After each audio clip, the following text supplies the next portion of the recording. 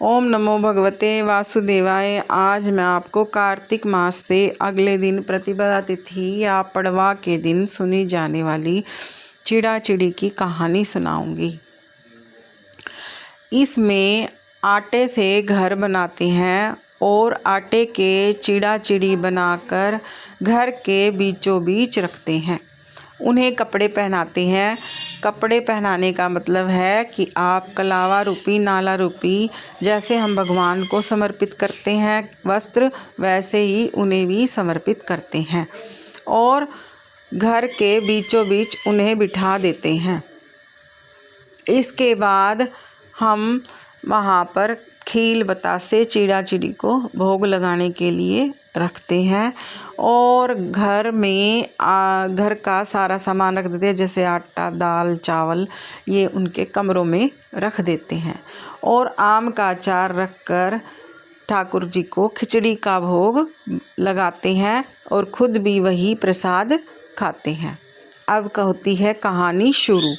4 चिड़ियाँ थी, चारों कार्तिक मास में कार्तिक नहाती थी।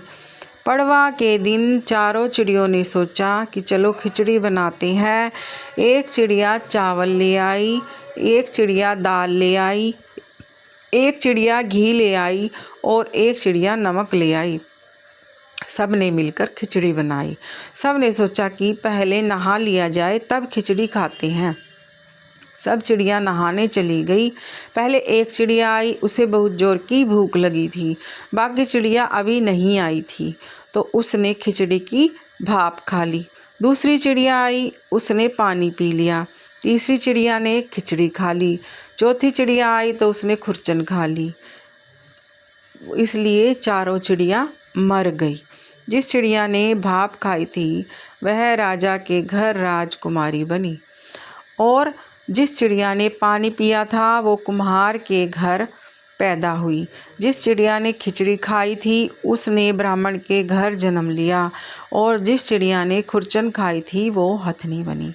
कुम्हार की लड़की राजा के यहाँ दासी बनी। ब्राह्मण की लड़की राजकुमारी की सहेली बनी। हथनी भी राजा के यहाँ ही थी। राजकुमारी को अपने पिछले जन्म की सारी बातें याद थी। जब राजकुमारी की शादी हुई तो वह विदा होने लगी। वह राजा से बोली कि मैं अपने साथ यहाँ हथनी लेकर जाऊंगी और उसने कहा पिताजी मैं अपने साथ सहेली भी लेके जाऊंगी, दासी भी लेके जाऊंगी। राजा ने कहा अच्छा ठीक है। राजा ने अपने नौकर भेजे कि जाओ हथनी को ले आओ, लेकिन हथनी उठी ही नहीं। तब राजकुमारी खुद उसके पास गई और उसके कान में पिछले जन्म की बातें कही, जिसे सुनकर हथनी तुरंत उठ गई। राजकुमार यह सब कुछ देख रहा था। उसने कहा कि तुम कौन हो और हथनी के कान में क्या कहा, जिसको सुनकर हथनी खड़ी हो गई। राजकुमारी ने कोई जवाब नहीं दिया।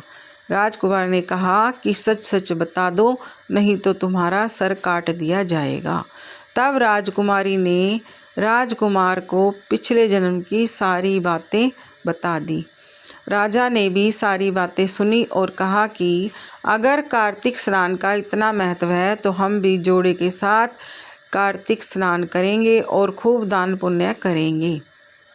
ये थी कार्तिक के बाद सुनी जाने वाली 4 चिड़ियाओं की कहानी। इसी के साथ कार्तिक मास के बाद समाप्त होने वाली यह कहानी समाप्त होती है। ओम नमो भगवते वासुदेवाय नमः।